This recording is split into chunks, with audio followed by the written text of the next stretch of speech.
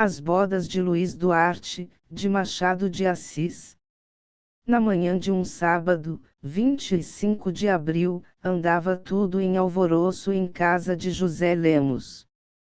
Preparava-se o aparelho de jantar dos dias de festa, lavavam-se as escadas e os corredores, enchiam-se os leitões e os purus para serem assados no forno da padaria defronte, tudo era movimento. Alguma coisa ia acontecer nesse dia. O arranjo da sala ficou a cargo de José Lemos. O respeitável dono da casa, trepado num banco, tratava de pregar à parede duas gravuras compradas na véspera em casa do Barnasconi, uma representava a morte de Sardanapalo, outra a execução de Maria Stuart. Houve alguma luta entre ele e a mulher a respeito da colocação da primeira gravura. Beatriz achou que era indecente. Um grupo de homens abraçado com tantas mulheres. Além disso, não lhe pareciam próprios dois quadros fúnebres em dia de festa. José Lemos, que tinha sido membro de uma sociedade literária quando era rapaz, respondeu triunfantemente que os dois quadros eram históricos. E que a história está bem em todas as famílias. Podia acrescentar que nem todas as famílias estão bem na história. Mas este trocadilho era mais lúgubre que os quadros.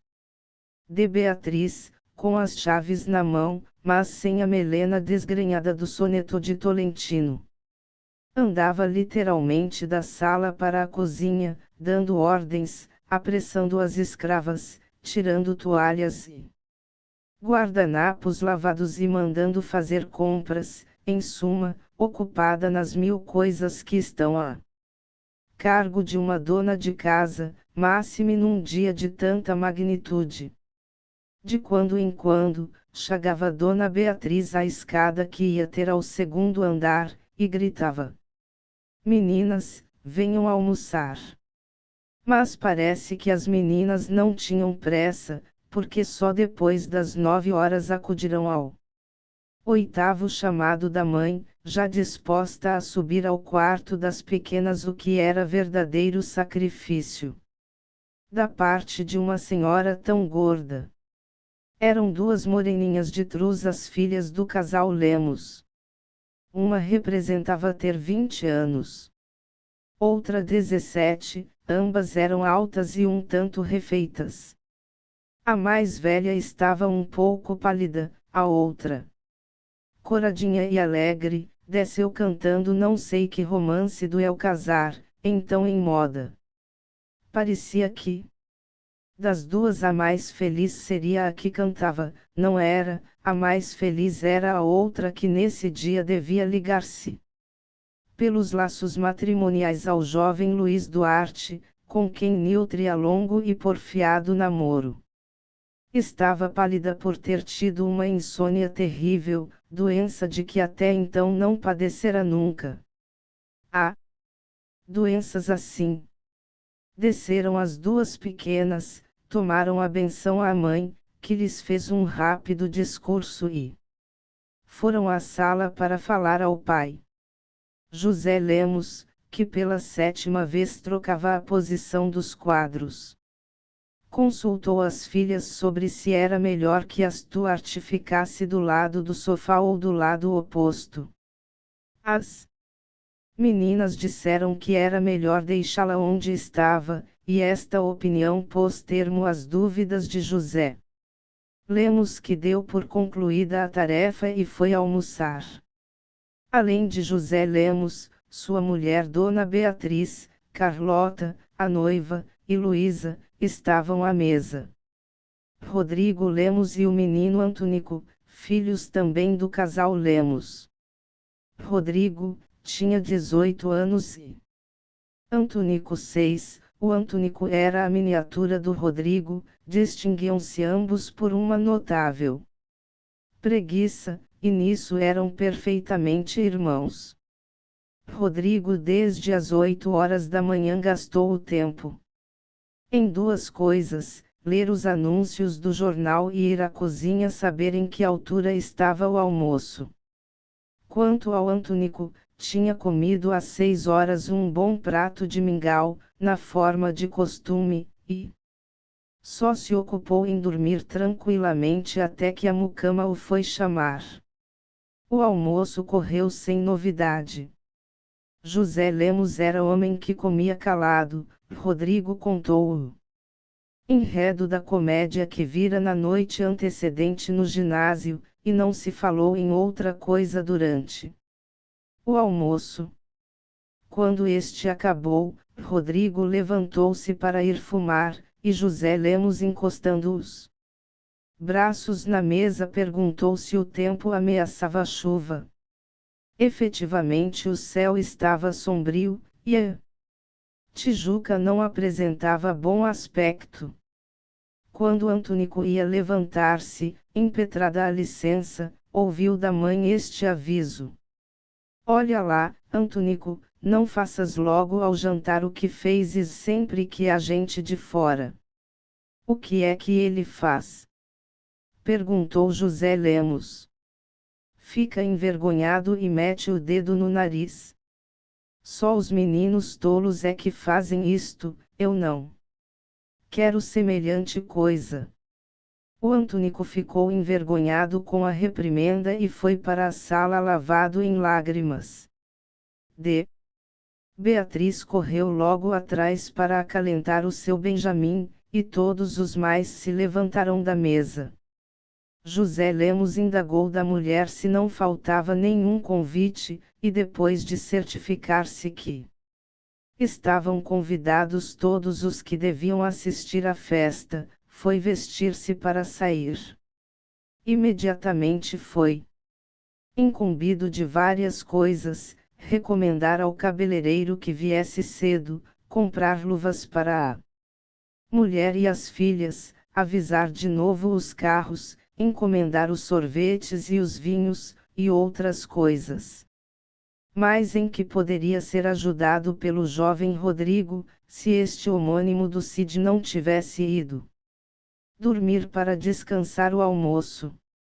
Apenas José Lemos pôs a sola dos sapatos em contato com as pedras da rua. Dona Beatriz disse à sua filha Carlota que a acompanhasse à sala, e apenas ali chegaram ambas, proferiu a boa senhora o seguinte speech: "Minha filha, hoje termina a sua vida de solteira, e amanhã começa a tua vida de casada.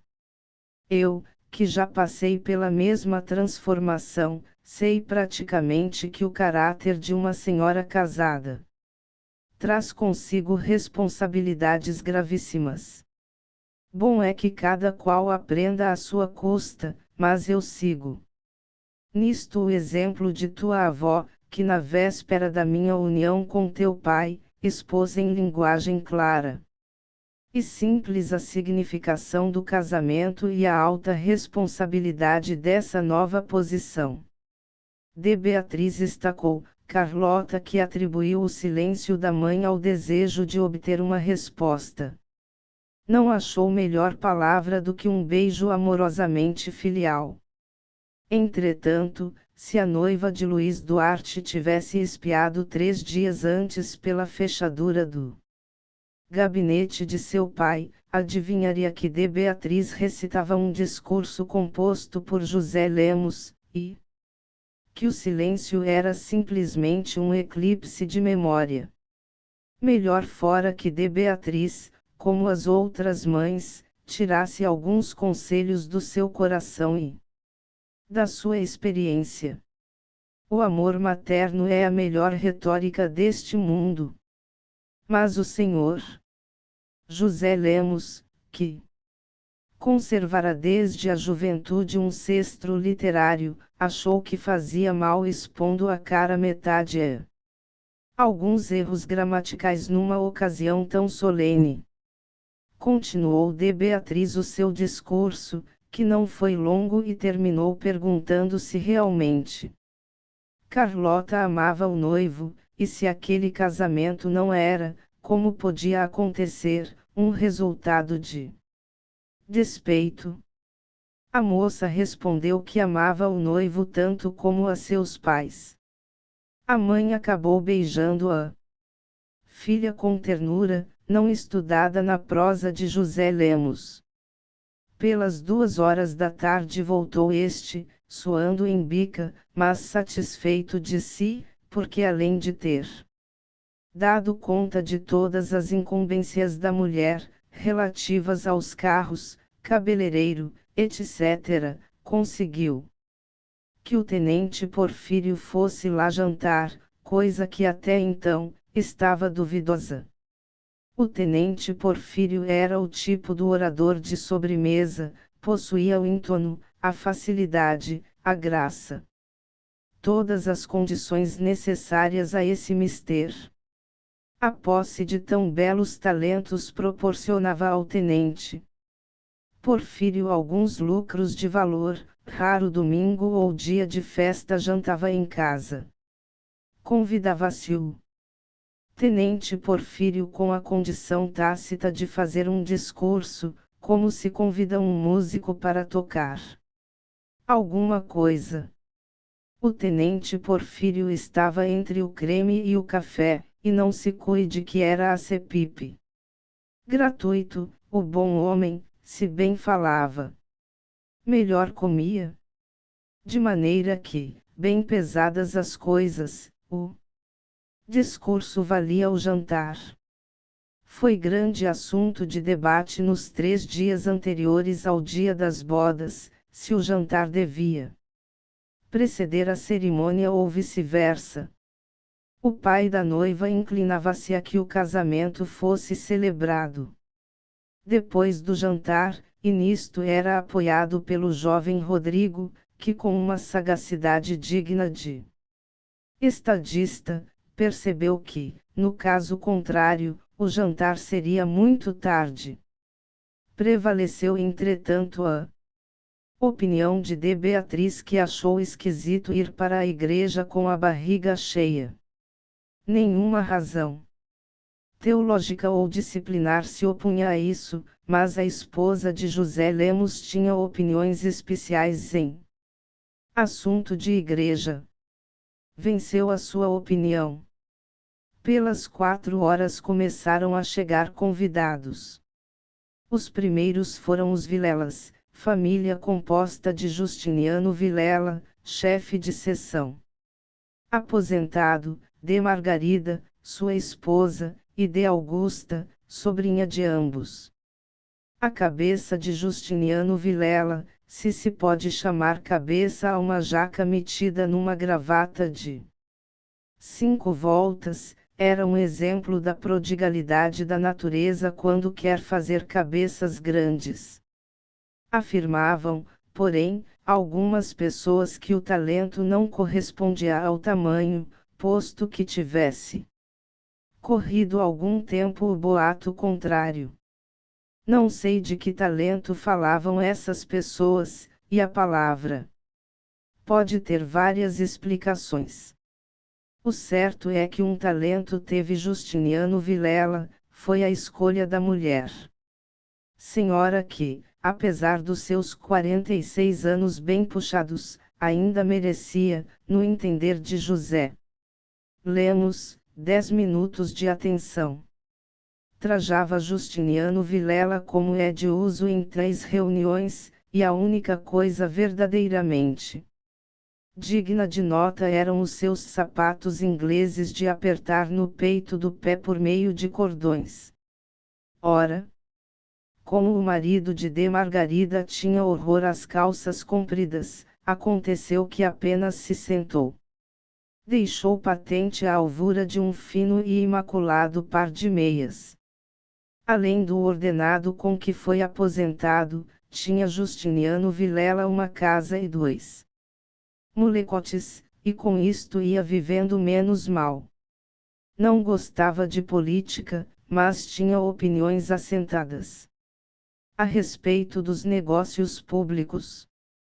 Jogava o solo e o gamão todos os dias, alternadamente, gabava as coisas sus seu tempo, e tomava rapé com o dedo polegar e o dedo médio.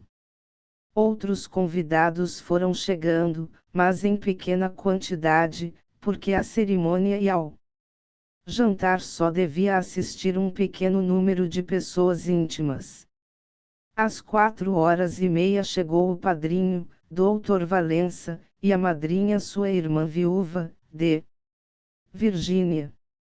José Lemos correu a abraçar o Dr. Valença, mas este, que era homem formalista e cerimonioso, repeliu brandamente, dizendo-lhe ao ouvido que naquele dia toda a gravidade era pouca. Depois, com uma serenidade que só ele possuía, entrou o Dr. Valença e foi cumprimentar a dona da casa e as outras senhoras.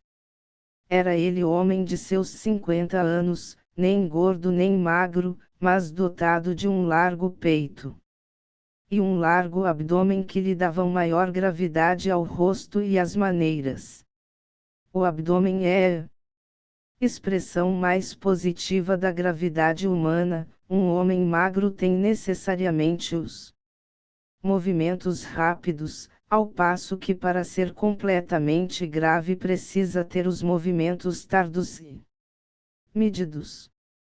Um homem verdadeiramente grave não pode gastar menos de 2 minutos em tirar o lenço e assoar-se.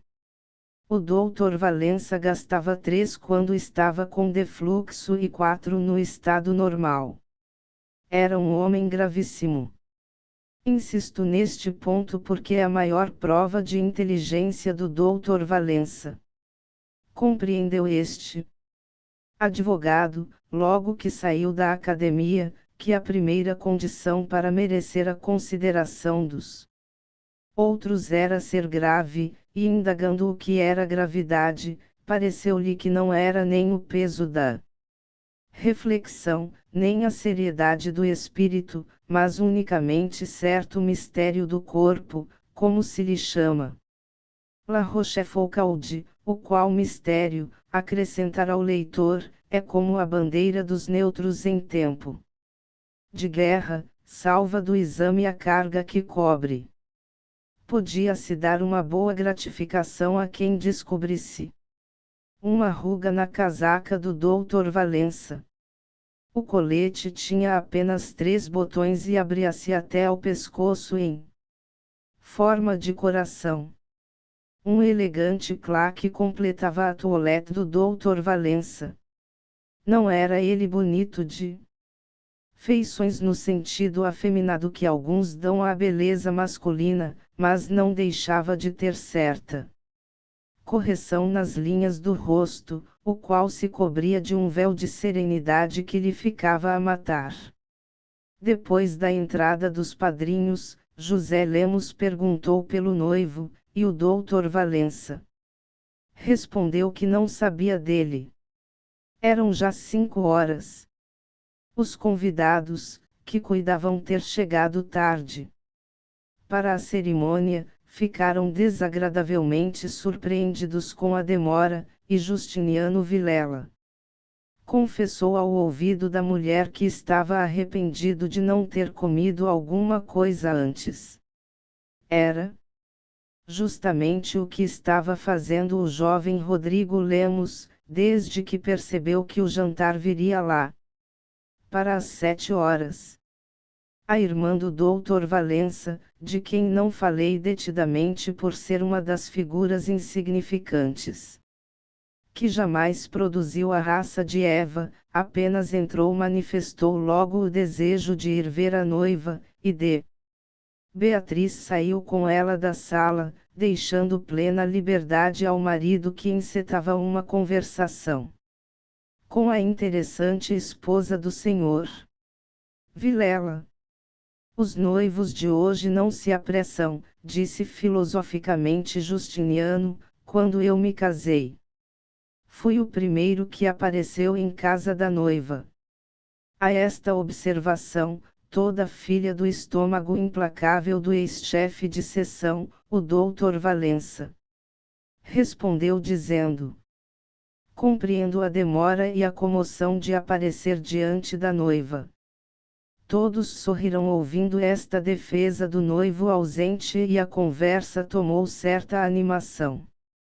Justamente, no momento em que Vilela discutia com o Dr. Valença as vantagens do tempo antigo sobre o tempo atual, e as moças conversavam entre si do último corte dos vestidos, entrou na sala a noiva, escoltada pela mãe e pela madrinha, vindo logo na retaguarda a interessante Luísa, acompanhada do jovem Antônico. Eu não seria narrador, exato nem de bom gosto se não dissesse que houve na sala um murmúrio de admiração.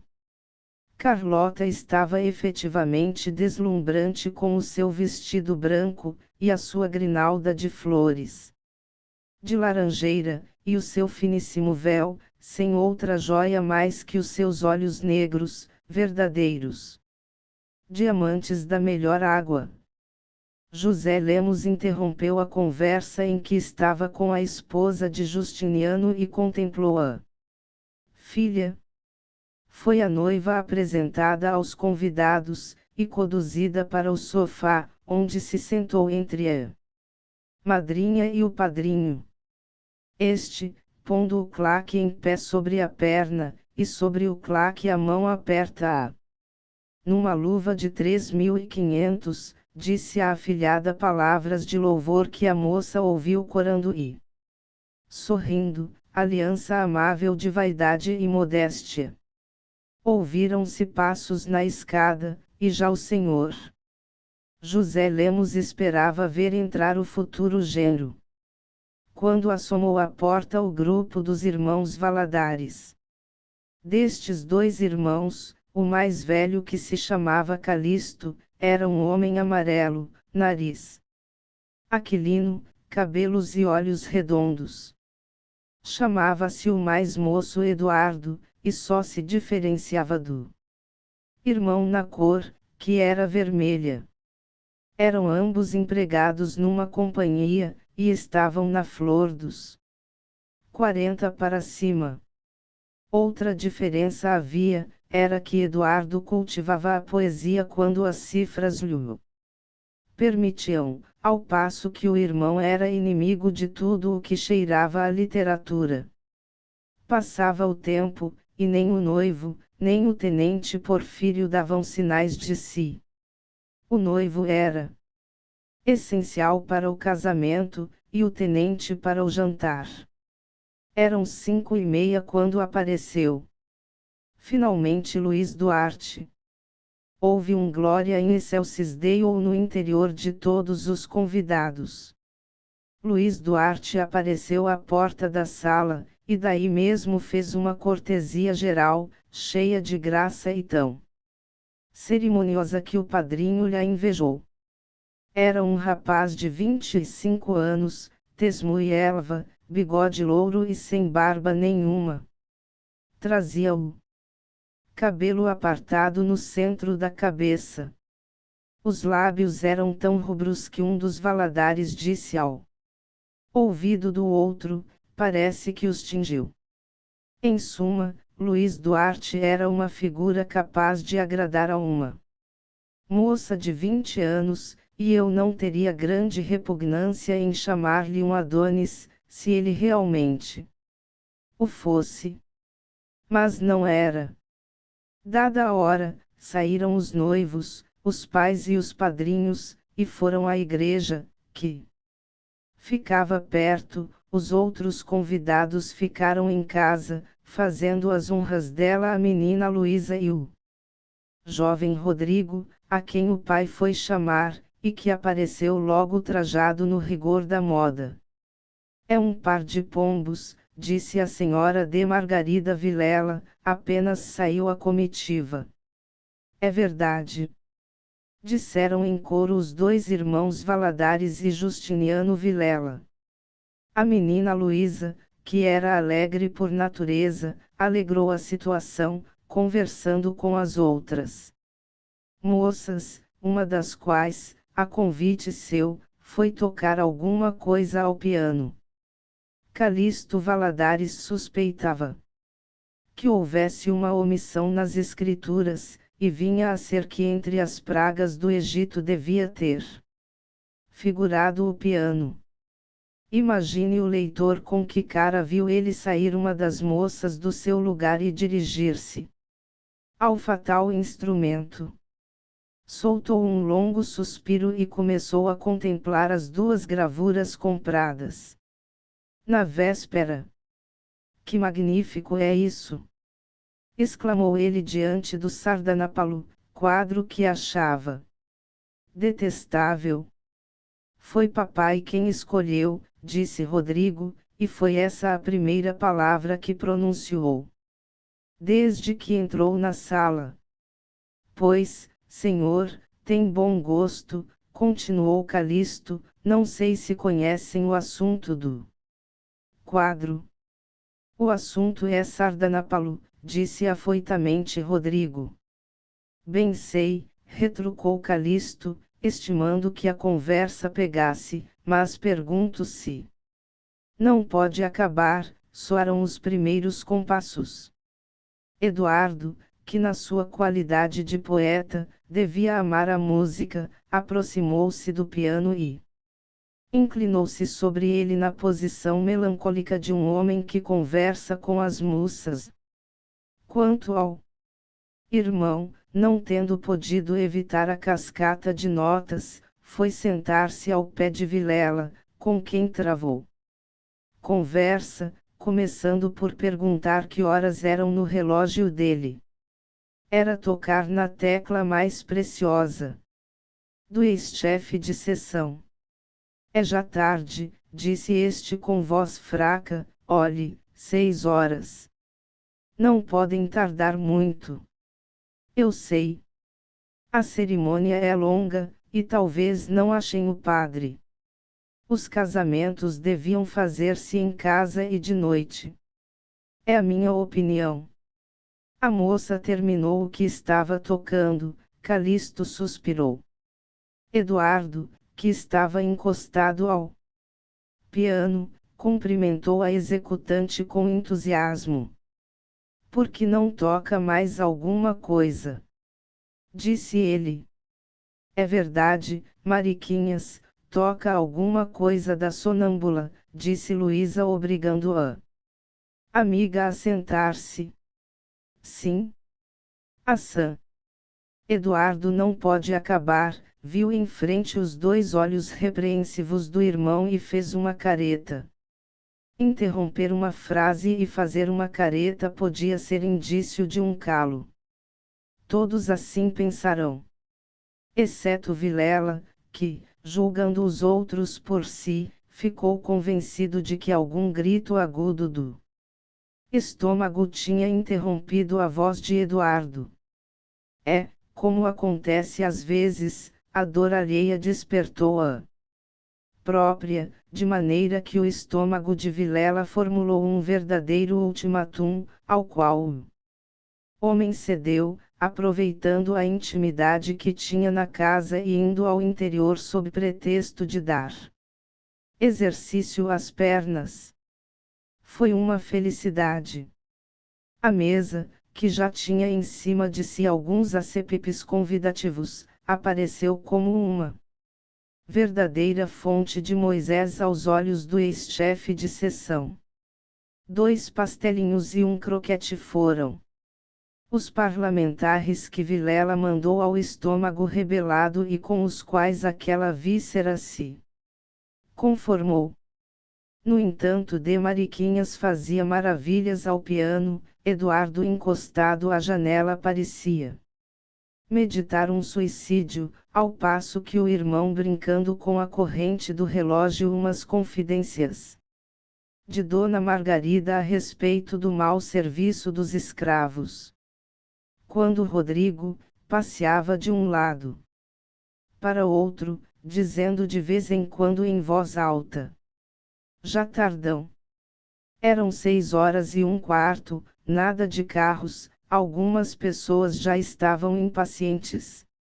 Às 6 e 20 minutos ouviu-se um rumor de rodas. Rodrigo correu à janela, era um tuburi. Às 6h20 e 5 minutos todos supuseram ouvir o rumor dos carros. É agora, exclamou uma voz. Não era nada. Pareceu-lhes ouvir por um efeito, desculpem a audácia com que eu caso este substantivo a este adjetivo, por um efeito de miragem auricular. Às 6h38 apareceram os carros. Grande alvoroço na sala, as senhoras correram às janelas. Os homens olharam uns para os outros como conjurados que medem as suas forças para uma grande surpresa. Toda a comitiva entrou.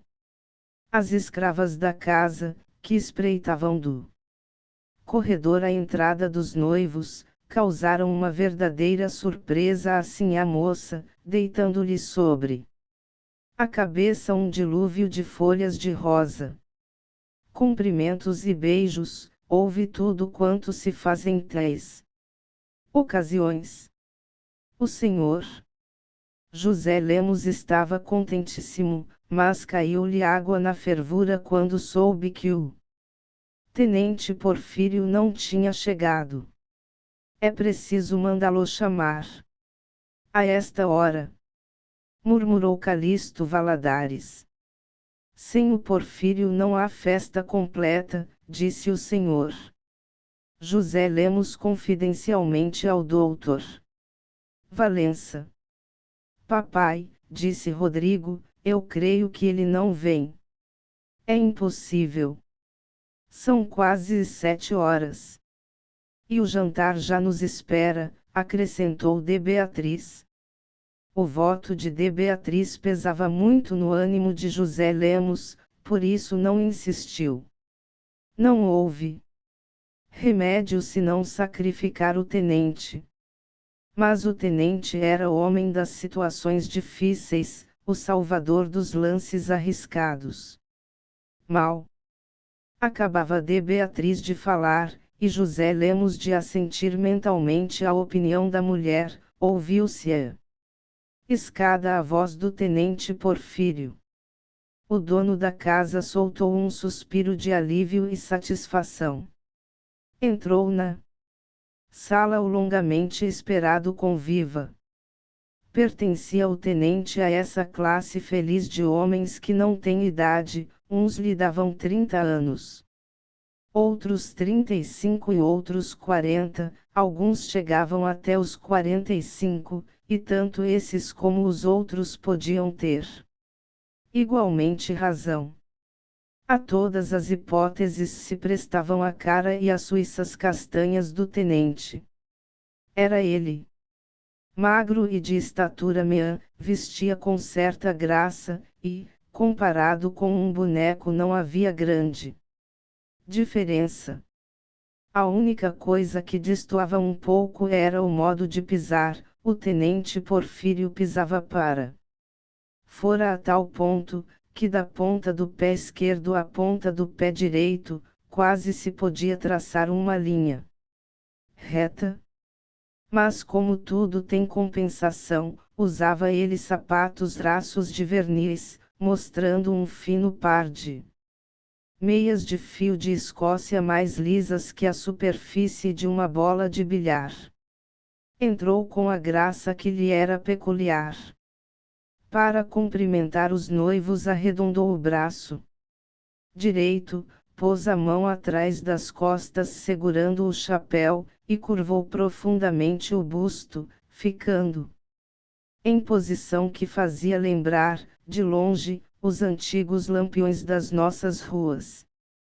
Porfírio tinha sido tenente do exército, e dera baixa, com o que andou perfeitamente, porque entrou no comércio de trastes e já possuía algum pecúlio. Não era bonito, mas algumas senhoras afirmavam que apesar disso era mais perigoso que uma lata de nitroglicerina. Naturalmente não.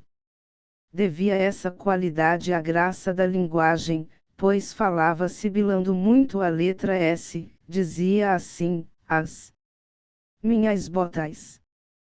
Quando Porfírio acabou os cumprimentos, disse-lhe o dono da casa: já sei que hoje temos coisa boa. Qual? Respondeu ele com uma modéstia exemplar. Quem ousará levantar a voz diante de ilustrações? Porfírio disse estas palavras pondo os 4 dedos da mão esquerda no bolso do colete, gesto que ele praticava por não saber onde havia de pôr aquele fatal braço, obstáculo dos atores noveis. Mas por que veio tarde? Perguntou de Beatriz. Condene-me, minha senhora, mas poupe-me a vergonha de explicar uma demora que não tem atenuante no código da amizade e da polidez. José Lemos sorriu olhando para todos e como se destas palavras do tenente lhe resultasse alguma glória para ele.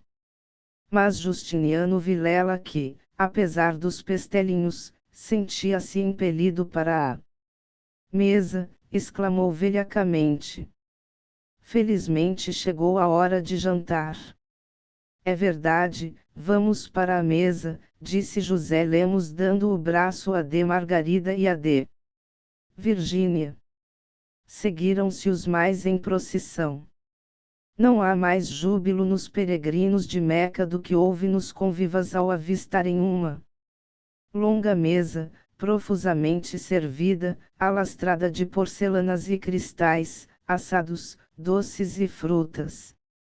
Sentaram-se em boa ordem. Durante alguns minutos houve aquele silêncio que precede a batalha, e só no fim dela, começou a geral conversação.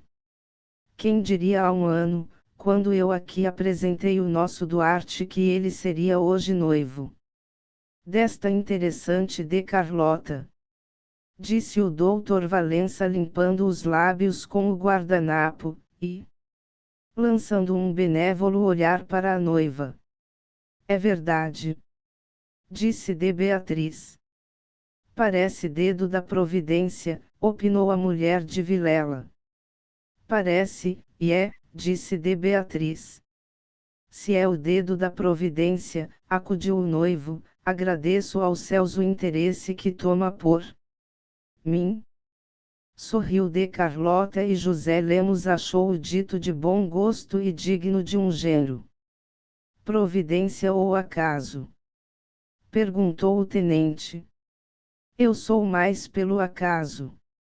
Vai mal, disse Vilela que, pela primeira vez levantará a cabeça do prato, isso que o senhor chama acaso não é senão a providência.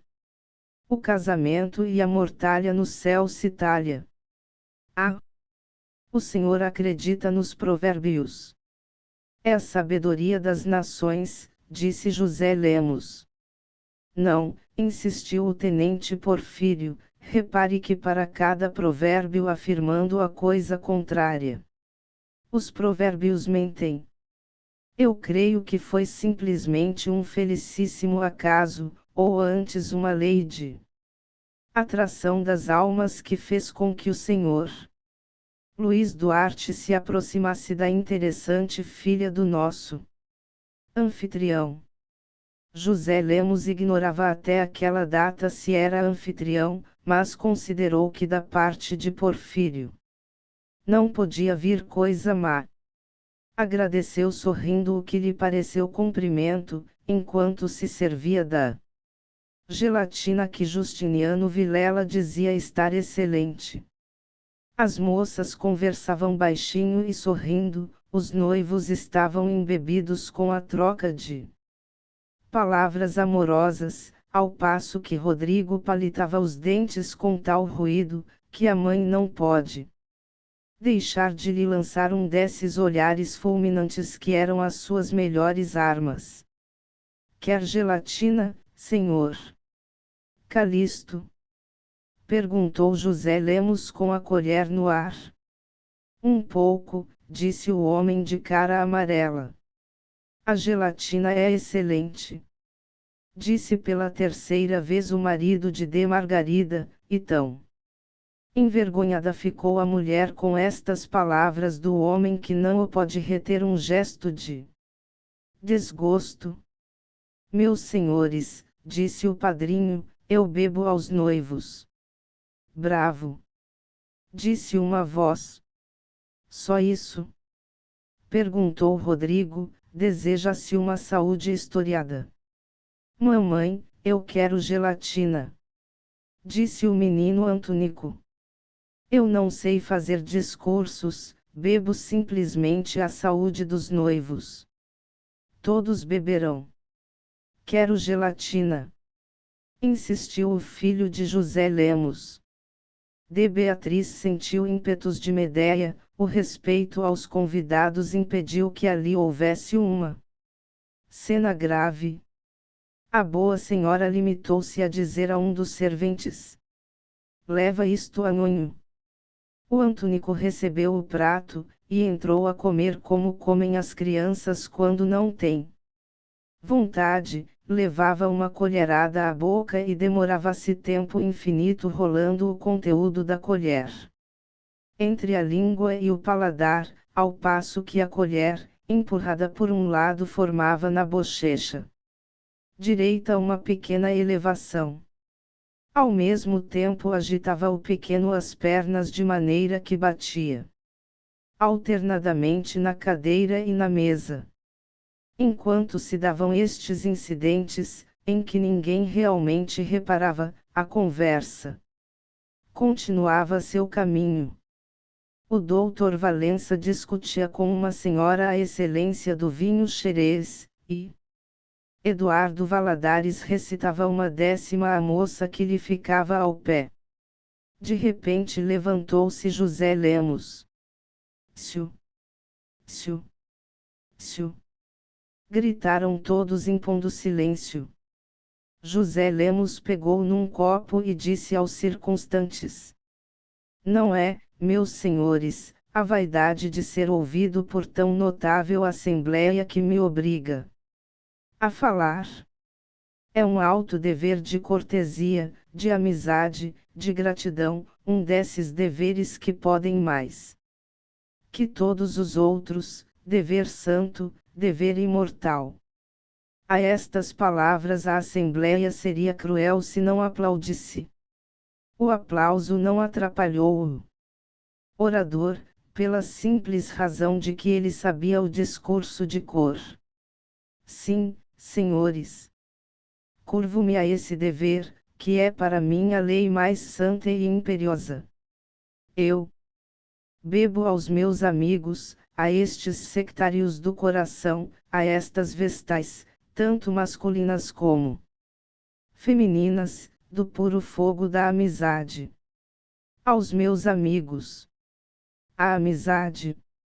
Ao falar verdade, o único homem que percebeu a nulidade do discurso de José Lemos foi o doutor Valença, que aliás não era águia.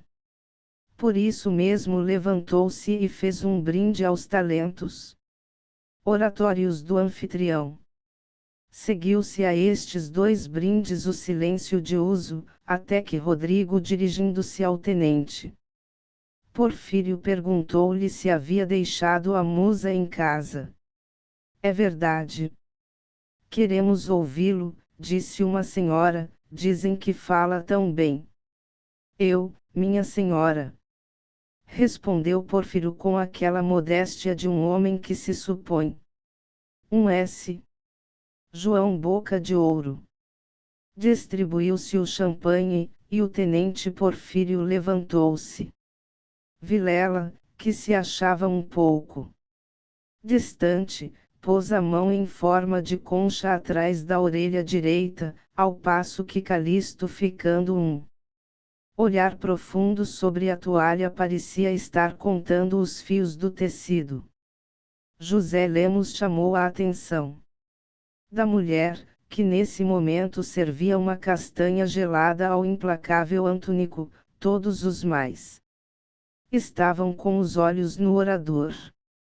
Minhas senhoras, meus senhores, disse Porfírio, não irei esquadrinhar no âmago da história, essa mestra da vida, o que era o Himeneu nas priscas da humanidade. Seria lançar a luva do escárnio às faces imaculadas desta brilhante reunião. Todos nós sabemos, senhoras e senhores, o que é o Himeneu.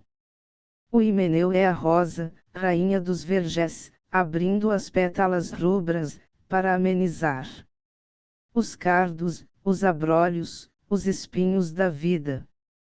Bravo! Bonito! Se o Himeneu é isto que eu acabo de expor aos vossos sentidos auriculares, não é mister explicar o gáudio, o fervor, os ímpetos de amor, as explosões de sentimento com que todos nós estamos à roda deste altar, celebrando a festa do nosso caro e prezadíssimo amigo. José Lemos curvou a cabeça até tocar com a ponta do nariz numa pera que tinha diante de si. Enquanto de Beatriz, voltando-se para o doutor Valença, que lhe ficava ao pé, dizia: fala muito bem. Parece um dicionário.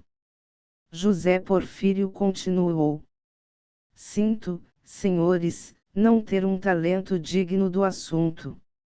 Não apoiado. Está falando muito bem.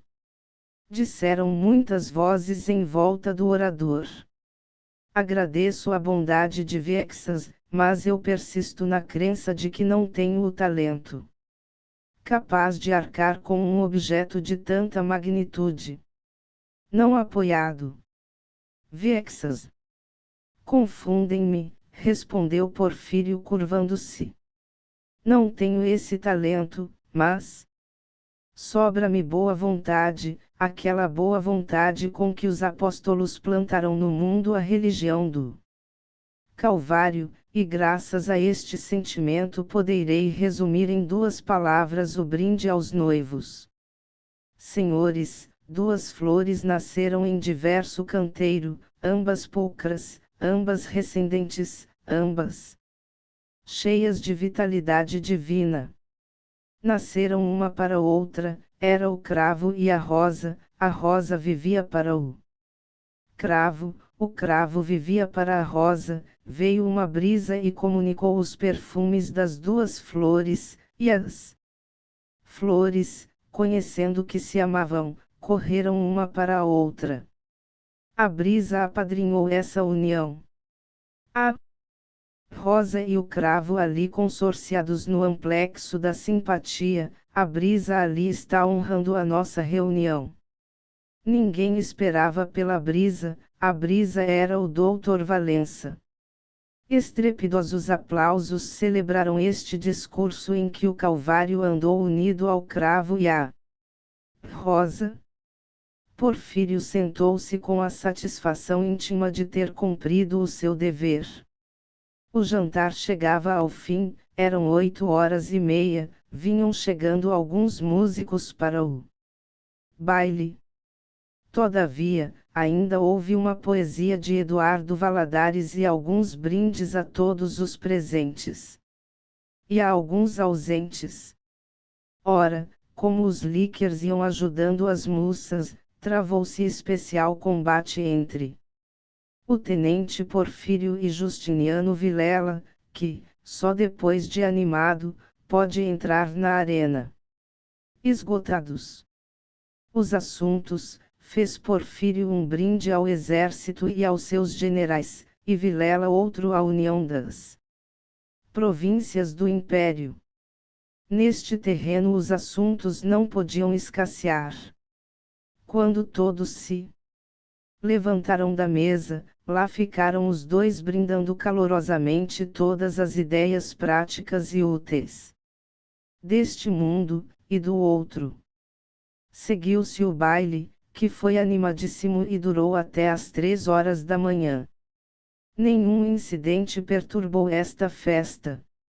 Quando muito podia citar-se um ato de mau gosto da parte de José Lemos que, dançando com de Margarida, ousou lamentar a sorte dessa pobre senhora, cujo marido se entretinha a fazer saúdes em vez de ter a inapreciável ventura de estar ao lado dela.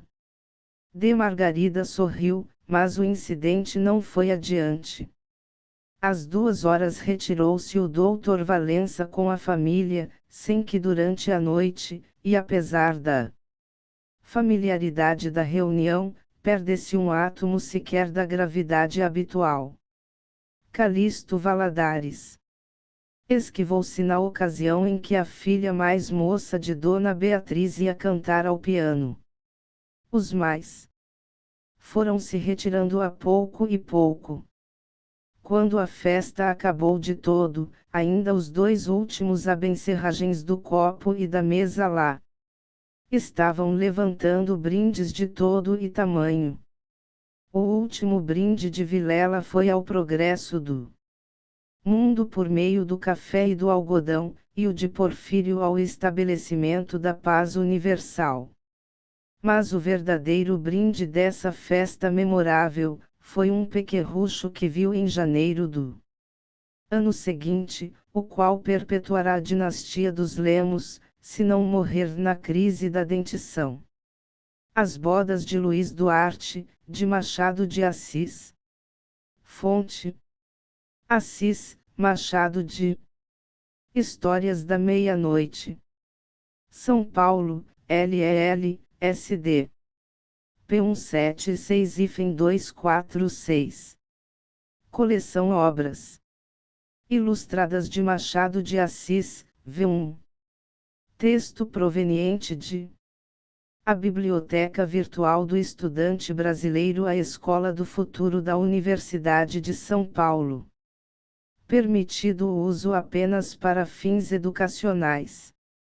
Texto base digitalizado por Jaqueline Rizental Machado, Curitiba/PR. Este material pode ser redistribuído livremente, desde que não seja alterado, e que as informações acima sejam mantidas. Para maiores informações, escreva para. Estamos em busca de patrocinadores e voluntários para nos ajudar a manter este projeto. Se você quer ajudar de alguma forma, mande um e-mail para e saiba como isso é possível.